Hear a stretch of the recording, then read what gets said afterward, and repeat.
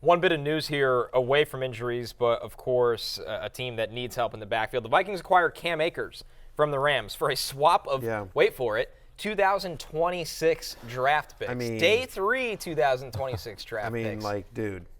Yeah, how do you think that call went down, by the way? Yeah. Hey, hard negotiating. Yeah, what do you want? Can we have a punnet of blueberries as well in the package? It's, I think, obviously you can't just trade someone for nothing, right? So you have to fulfill that element of the trade logistically, but yeah, it seemed like he was going to get cut regardless. Yeah, I think, right. I think it's, first off, the Rams absolutely killed his trade value. He's a healthy scratch. We hate him. Again. We hated him last year. Seemed like we'd made up, but now we've hated him again. So the fact that they are able to get anything for this guy and basically get his salary off their books, I think is a win for the Rams because they were clearly done with Cam Akers.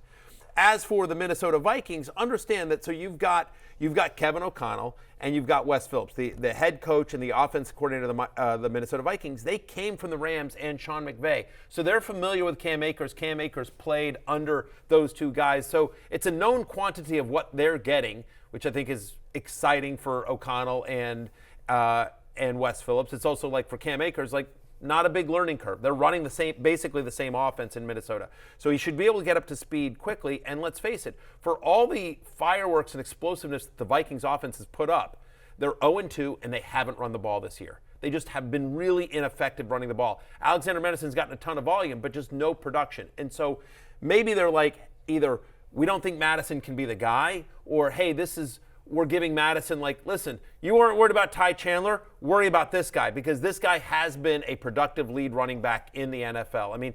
Again, over the final 6 games of last year, Cam Akers was a top 5 fantasy running back. He had over 100 yards from scrimmage. He averaged that over those final 6 games. So, again, it's not just fantasy stats. He has legitimately been a productive NFL starting running back. And so maybe, I don't know. It's just, I think here in general, if you're starting a Vikings running back this week, it's Alexander Mattison. Cam Akers just got there. He'll probably get a handful of touches, right? And it's a matchup that doesn't scare you that much against the Chargers. They're middle of the pack against the run so far this year.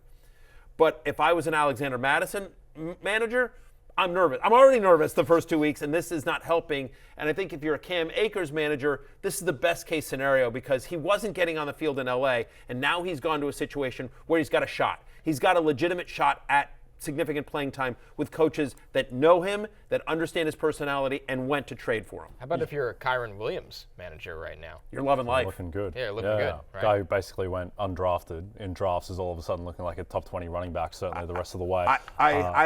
He may come up later in the show, FYI, but I have him as a top 10 play this week, Kyron Williams. With Mattison, game script killed him against the Eagles. They were just down so much straight away, but he didn't look great in either game. He looks kind of Najee Harris-esque, just kind of running in mud at the moment. And the thing with Akers, I tweeted this out a few nights ago, but it's weird how Akers and Rashad Penny, they only have 2 modes. It's close to the best running back in the league or close to getting cut. And so Akers has a lot of upside, and if Mattison isn't good against a vulnerable Chargers defense, then I'd be very...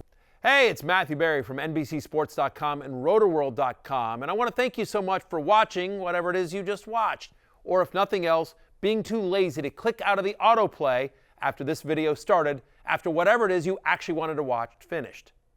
But now that you're here, I'd like to take a moment here to ask you respectfully now, okay? I'm asking you respectfully to subscribe to the NFL on NBC YouTube channel. You'll get the latest Roto-World fantasy news headlines, all sorts of great shows, including my own Fantasy Football Happy Hour. So go subscribe now. Again, I'm asking respectfully.